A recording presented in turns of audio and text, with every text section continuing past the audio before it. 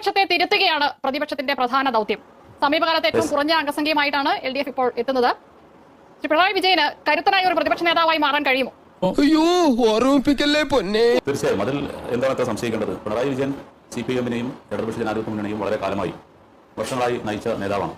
കേരളത്തിൽ കഴിഞ്ഞ 10 വർഷക്കാലം നല്ല രീതിയിൽ പ്രതിപക്ഷത്തിന് ഒരു സർക്കാരിനെതിരായിട്ട് പ്രധാനപ്പെട്ട വിഷയം ഉന്നയിച്ചുകൊണ്ട് ഒരു സമരം നടത്താൻ പോലും കഴിയാത്ത രീതിയിൽ മികച്ച രീതിയിൽ ഭരണം നടത്തിയിട്ടുള്ള ആളാണ് പിണറായി വിജയൻ. അതുകൊണ്ട് ഇത്രയും കാലം ഇടതുപക്ഷ ജനാധിപത്യ മുന്നണിയും ഒരു പാർട്ടിയെയും നയിച്ച ഒരു വ്യക്തി എന്നുള്ള നിലയിൽ ഒരു പ്രതിപക്ഷ സ്ഥാനത്തിരുന്നുകൊണ്ട് കേരളത്തിൽ ഒരു ക്രിയാത്മകമായ പ്രതിപക്ഷമായി മാറാൻ കേരളത്തിലെ ഇടതുപക്ഷ ജനാധിപത്യ മുന്നണിക്ക് കഴിയും എന്നുള്ളതിൽ യാതൊരു തർക്കവുമില്ല. ശ്രീ ഷാജഹാൻ, പ്രതിപക്ഷ ഉപനേതാവ് വേണമെന്നൊരു ആവശ്യം CPI മുന്നോട്ട് വെച്ചിരുന്നു. അതിന്റെ പശ്ചാത്തലം എന്താ?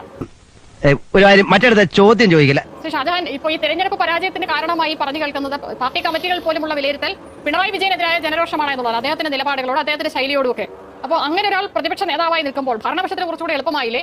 അദ്ദേഹത്തിന്റെ ഭാഗത്തുനിന്നുണ്ടായിട്ടുള്ള വീഴ്ചകളായിരിക്കില്ലേ ആദ്യ ദിനങ്ങളിലെ ചോദ്യങ്ങൾ? എന്ത് ചെയ്യും? ഇപ്പോ സോഷ്യൽ മീഡിയയിലെല്ലാം തന്നെ വന്നുകൊണ്ടിരിക്കും. VD സതീശൻ പ്രകോപിതനാവുന്ന പല ഘട്ടങ്ങളിലും പ്രകോപിതനാവുന്ന പ്രതിപക്ഷ നേതാവായിട്ടിരുന്ന് പ്രകോപിതനാവുന്ന ഒരുപാട് ഘട്ടങ്ങൾ ഉണ്ടായിട്ടുണ്ടല്ലോ. ആ ഘട്ടങ്ങളിലൊന്നും അതൊന്നും നിങ്ങൾ ഈ പറയുന്ന രീതിയിൽ ചർച്ചകളിലേക്ക് കൊണ്ടുവരുവാനോ അത് വലിയ രാഷ്ട്രീയ പ്രശ്നമായി മാറുവാനോ അത് UDF-ന്റെ മൊത്തം പ്രശ്നമായിട്ട് അവതരിപ്പിക്കാനോ ഒന്നും ശ്രമിച്ചിട്ടില്ലല്ലോ. കവി തല്ലുവാങ്ങിയിട്ടേ പോകുന്നു. ഒരു വാർത്താ സമ്മേളനത്തിൽ ചോദ്യം ചോദിക്കണമെങ്കിൽ പോലും അതിനുപോലെ നിയന്ത്രണങ്ങൾ വെക്കുന്ന, സെക്രട്ടേറിയറ്റിന്റെ വാതിലുകൾ മാധ്യമങ്ങൾക്ക് മുന്നിൽ അടയ്ക്കുന്ന അങ്ങനെ ഒരു മുഖ്യമന്ത്രി, അതൊരു പക്ഷേ കേരളത്തിൽ തന്നെ ആദ്യമായിട്ടായിരിക്കും കേരള ചരിത്രത്തിൽ. ഒരു നിസ്സാര പ്രതിഷേധങ്ങളോട് പോലും അങ്ങേറ്റത്തെ അസഹിഷ്ണുത കാണിക്കുന്ന, വഴിസൈഡിൽ നിന്ന് കരിങ്കുടി കാണിക്കുന്നവരെ സ്വന്തം ഗൺമാന്മാരെ കൊണ്ട് തല്ലിച്ചിട്ട് അതിനെ രക്ഷാപ്രവർത്തനം ഒന്ന് ന്യായീകരിക്കുന്ന മുഖ്യമന്ത്രി കേരള ചരിത്രത്തിൽ ആദ്യമായിട്ടായിരിക്കും. നോക്കൂ ഷാജഹാൻ, അതിലൊരു തിരുത്തൽ ശക്തിയായ ഒരു ശബ്ദം ഉയർത്താനെങ്കിലും താങ്കളുടെ പാർട്ടിക്ക് കഴിഞ്ഞിട്ടുണ്ടോ? എന്തിന് നിങ്ങളുടെ വകുപ്പിൽ നിങ്ങളുടെ മന്ത്രിമാർ അറിയാതെ, മന്ത്രിസഭ അറിയാതെയല്ലേ PM ശ്രീ ഒപ്പിട്ടത്? അതിൽ മാത്രമല്ല CPI ഇടപെടാൻ പറ്റുള്ളൂ. മറ്റെന്തെങ്കിലും കാര്യത്തിൽ CPIക്ക് ഈ 10 വർഷത്തിനിടെ അങ്ങനെ ഒരു തിരുത്തൽ ശക്തിയായി ഇടപെടാൻ കഴിഞ്ഞിട്ടുണ്ടോ? കിട്ടിയാ? ഇല്ല, ചോദിച്ചു വാങ്ങിച്ചു. പോവാ.